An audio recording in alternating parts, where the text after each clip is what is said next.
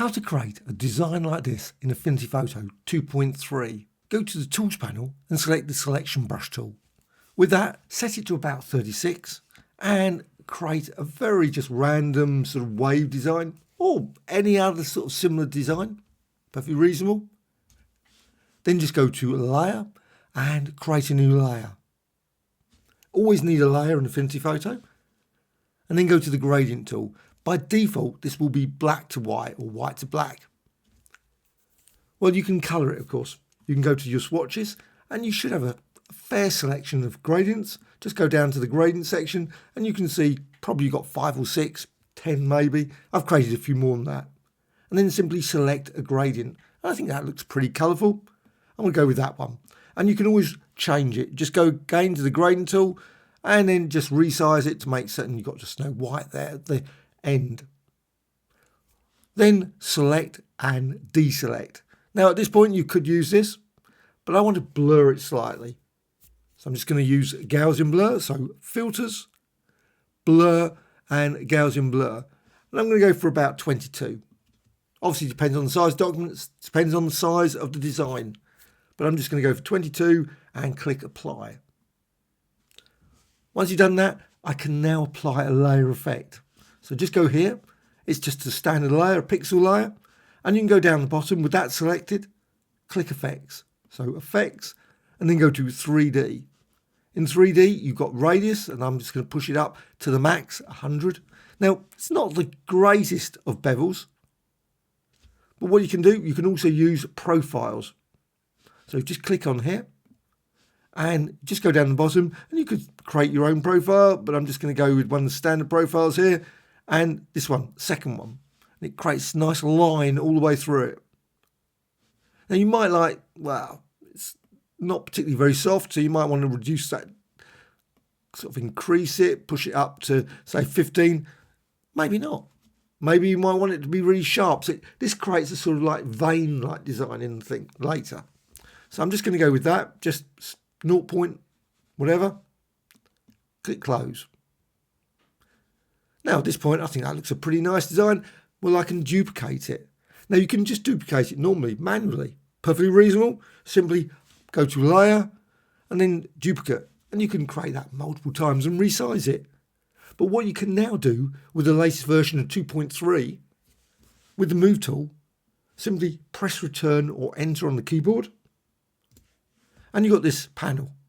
The great thing about this is you can then just scale it very quickly. So say 0.2, 110. Now, of course, it's only one.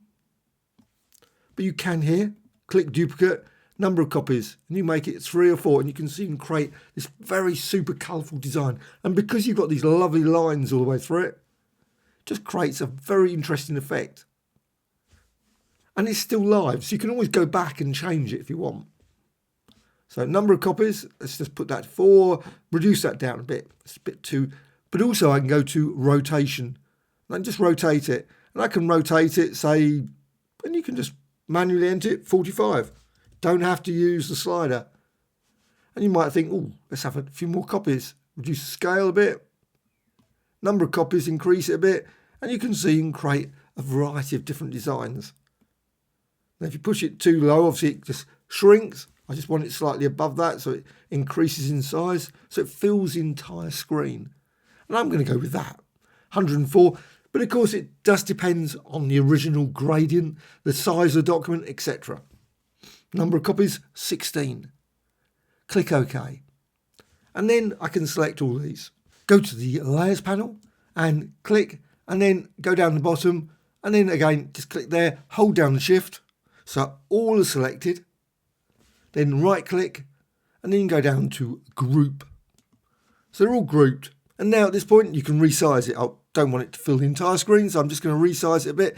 But I might actually, before I do any movement, it does make it quite slow because you've got lots and lots of layers. And that is the thing, if you want to, you can always tweak it. So you select them all again. With those selected, you can always go to effects. And then you've got this, 3D, and you can just change it. So you might decide, you know what, I do want a bit of soften. Or maybe I don't. Or I can change the profile. So I might select a different profile and different vein designs can be created. I'm just going to go with that one, but that's something that's a great possibility. And also, there's bevels as well. So you can click there and you can tweak that. And you can see that creates different designs. Right. Click close. So with all those, the group, select there, go to layer, and I can go down here to rasterize. Now, once I've done that, I can't modify the layer effect anymore. So rasterize. So it's all turned into a single pixel layer. And with that, I can now drag this down, and I'm just going to resize it a bit. And also what I can do then, I can actually apply the deform filter to that. So I've got this design, I can use this. Don't have to just think, I can just go here, filters, distort and deform. And I can just add some pins, just distort that to create all kinds of warped and wonderful shape. And again, you've still got that sort of vein design that runs through it. You can see you can stretch it out like that. And I'm just click apply at that point. And I can do exactly the same as before. I can now, it's a pixel layer. Pixel layer, I can just go to press return on the keyboard, as long as it's the move tool. And you can see then I've got scale, and I can increase that. Duplicates, number of copies, and again, rotation. Now you can see you can create some variety of different designs, but you've also got layers. Just go over here, and instead of using normal, you can try out different ones. Maybe go for difference. Sometimes good, sometimes not. Maybe go for negation. And sometimes just by simply changing the number of copies, you don't have to go for too many. Maybe go for 2. And you can see you can create some really interesting designs just with 2 copies with that blending mode. And then click close. As before, you can select them all. Then right click and group.